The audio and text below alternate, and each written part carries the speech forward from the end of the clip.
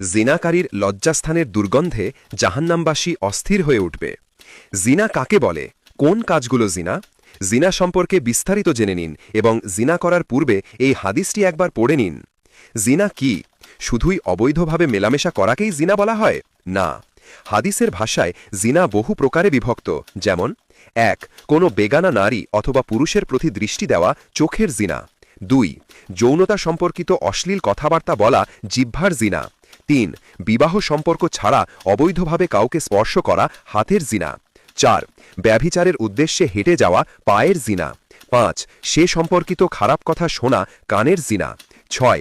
জিনার কল্পনা করা ও আকাঙ্ক্ষা করা মনের জিনা। ৭. অতঃপর লজ্জাস্থান একে পূর্ণতা দেয় অথবা অসম্পূর্ণ রেখে দেয়। বুখারী, মুসলিম, সুনানে আবু দাউদ, সুনানে আন নাসাই। অথচ আমরা কেবলমাত্র সর্বশেষ ধাপটিকেই জিনা মনে করে থাকি। এবার ভেবে দেখুন, আপনি এসব কাজের কোনো একটির সাথে জড়িত নন তো? জিনা স্পষ্ট হারাম। আল্লাহ তাআলা জিনাকে হারাম ঘোষণা করে বলেন, তোমরা জিনার ধারের কাছেও যাবে না, কেননা তা অত্যন্ত নির্লজ্জ এবং খারাপ কাজ। সূরা বনী ইসরাইল আয়াত ৩৩। জিনার শাস্তি অত্যন্ত ভয়াবহ।